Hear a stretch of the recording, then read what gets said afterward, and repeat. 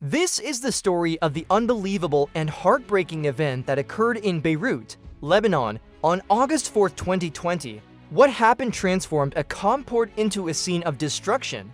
A satellite image captured on July 31, 2020, showed a normal, busy port, but just for days later, the same location looked like a war zone.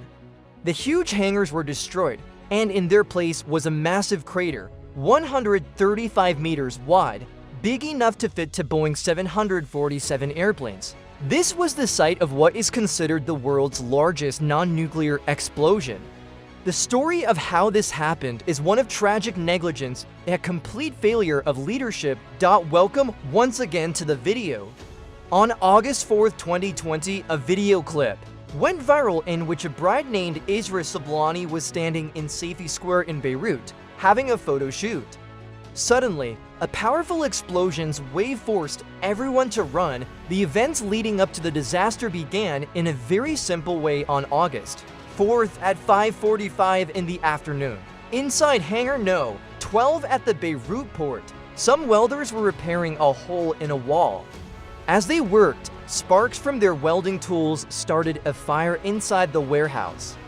This particular hangar was located right next to the sea. The fire quickly grew, and 10 minutes later, at 5:55 p.m., a team of 9 firefighters and a paramedic arrived at the scene.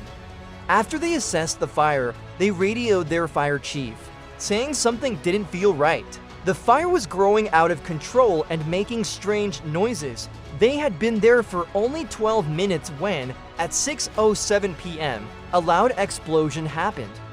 Videos of this first blast showed white smoke and flashes of light, almost like fireworks. It was later discovered that a shipment of fireworks had been stored in Hangar No. 12 and had likely exploded due to the fire. This first blast was powerful, with a force equal to a 1,500 kilogram TNT explosion, but this was only the beginning.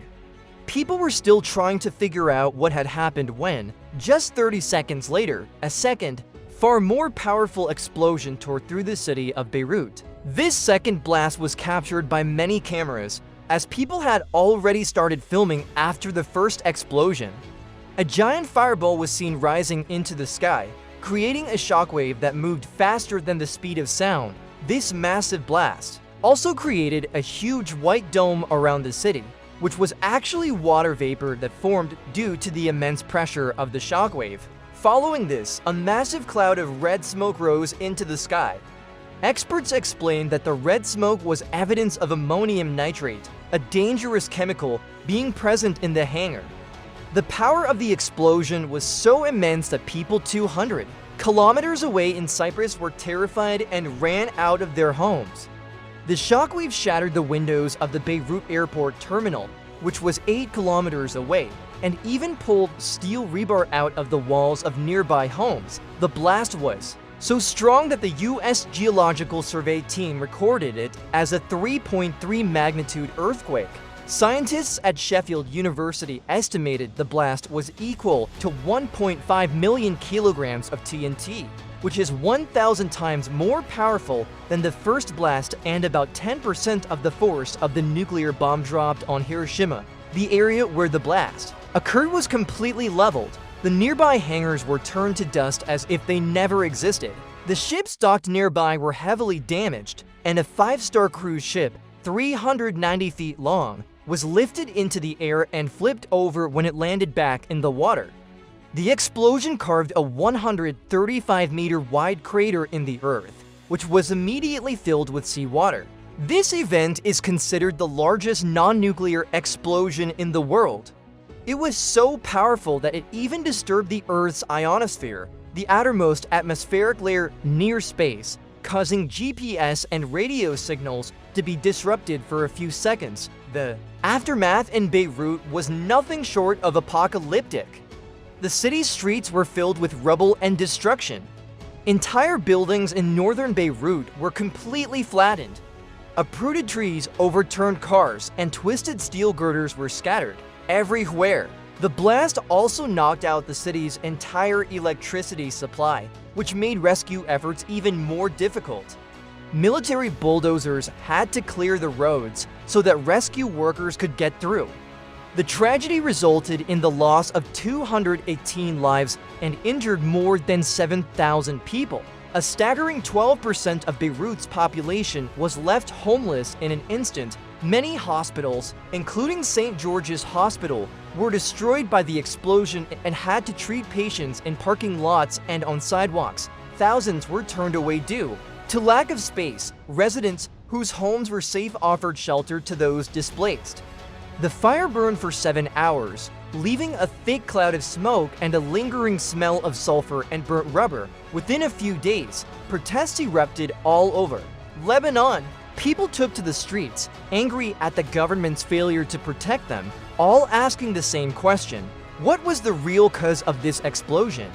Reports later revealed that Hangar No. 12 was being used to store dangerous chemicals like oil, kerosene, and hydrochloric acid, along with the 15 tons of fireworks. It was a ticking time bomb waiting to go off.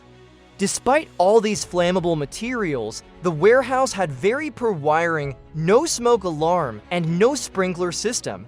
But that wasn't all. The hangar was also hiding an even more dangerous secret: a massive shipment of 2,750 tons of ammonium nitrate, which had been stored in plastic bags without any proper safety measures for 7 years.